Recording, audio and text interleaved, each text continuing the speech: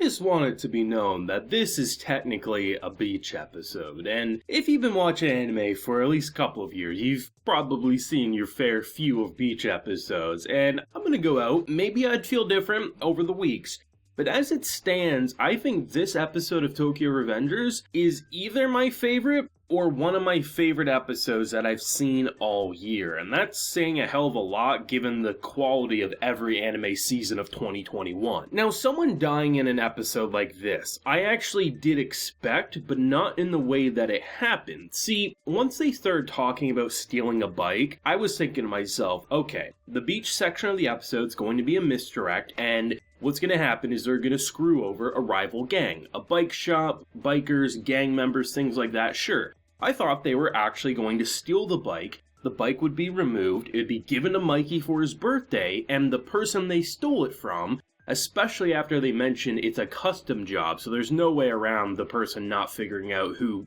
stole his bike. That's when something would happen, and I thought, clearly, because we know all these characters were alive, fast forward. So I was like, okay, someone's gonna die in that way. And when someone came out, for whatever reason, I just dropped my guard. I was like, oh, so no one's gonna die here. They're gonna go to jail, something's gonna trigger, maybe he's gonna want revenge. I completely, for whatever reason, let my guard down after thinking for like 5 minutes straight someone was going to die. Completely forgot Mikey had an older brother.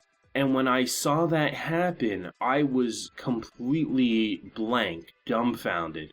I was that meme of the character sitting in the fire saying, "This is fine." Cannot believe what just happened. And the way people experience turmoil varies from person to person. Some people snap, some people can't speak. And to see someone like Kazutora snap in the way that he blames Mikey because it's all Mikey's fault and that's why he has to kill Mikey, holy shit.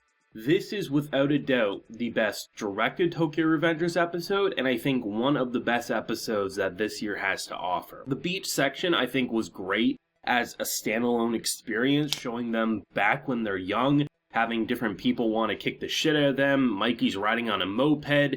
The loser of rock, paper, scissors has to fill up the moped. You're seeing the loyalty of characters, like literally getting their ass beat to protect arguably one of the shittiest vehicles on the market.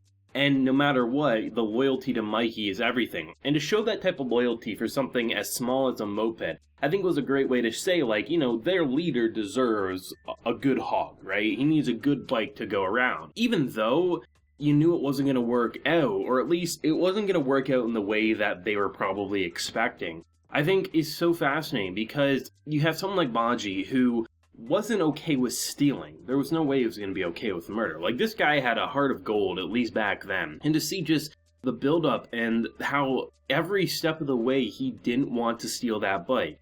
After breaking into the door, no alarms, let's not do this. When they're looking, let's not do this. And seriously, to think how different this show would have been, imagining if they got out of there before Mikey's brother popped up, what would have changed there? Like, what would Mikey have ever gotten as hardened as he did? Would Mikey have been different? Because Mikey, in the past, was a complete badass who would kick ass and take names. But he was still, I would say, a lot more innocent than he was in the present day when Takemichi met him. Takemichi, the biggest reason he was even accepted by Mikey is that he reminded him of his brother, just in a different way.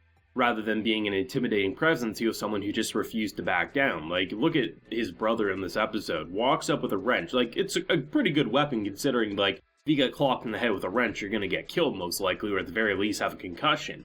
But he had no fear. He was just like, he was a stone wall. You couldn't pass him. And if it wasn't for that jump attack, I mean, they would have just been thrown in jail and Mikey would have probably kicked them out of the gang or something to that degree. I think I'm very interested to see how Baji got out of it because they go to jail, right? Because we know who killed him, so then he goes to jail for the murder and then maybe he only gets thrown in jail for an accomplice for a couple years. Mikey decides to give him another shot and then that starts the wedge, I guess. But to see him pop up at the end there and just the breakdown of crime, two very different responses. One emotionally broken and thinking he needs to kill Mikey because it's all Mikey's fault, even though it's his own. And another just so remorseful for what he's done. And it's interesting because I think the way they're exploring the story in this and just the way the characters interact with each other with the past, the present, and the future plot lines, which you don't get to see too often, and even if you have time travel stories, it's not that often when you do. I think it's a great way to explore this narrative and really set in motion what this gang is and how far it's come, crumbled, and might not go in the future. This episode was just so good, and I think it's so impressive to see how much can be done in one of the worst style of anime episodes, beach episodes. But when you have characters who can say it's beach time, bitches, and you have a gang just like admitting what the beach episode is, it's to ogle the pretty bodies. That is what it is. Half of the gang members are competing with each other, half are pretty much storing images for later when they're alone in their bedroom. They didn't hide away from what this was while still simultaneously being a Tokyo Revengers episode, which then set in motion the dark portion of this episode. As much as I'm excited to see it, I'm fearful to see what Mikey's reaction will be. I assume next week anyway, because I imagine there will still be portions of the backstory that will come in with next week's episode, because I really want to see what Mikey's response is. But then again, maybe they'll direct it in a way that that's how that backstory ends. We'll kick off into next week's episode. It will be present day again, or at least past present day, I guess is what I should say. And we won't see maybe Mikey's perspective of the situation until Mikey maybe tells Takemichi or something like that. Either way, I want to see what Mikey does, because Mikey is a very interesting character who is very unflinchable, very similar to that of his brother, and I don't know how he would react to seeing his brother's dead body, or, realizing one of your comrades, friends, and family is responsible for that, and another was a co-accomplice for that, and it's pretty heartbreaking. I really think Tokyo Revengers, not only from a time travel standpoint, but its character kind of gang story point, is some of the best the anime medium has to offer. That's why it's always hilarious to me, because I'd say every week I get 1 to 3 comments, not on the recent reviews, but on the past reviews, saying that, oh, I really want to watch this show, but the time travel is horrible in it. And they never explain why, because I would still argue this is one of the best time travel stories.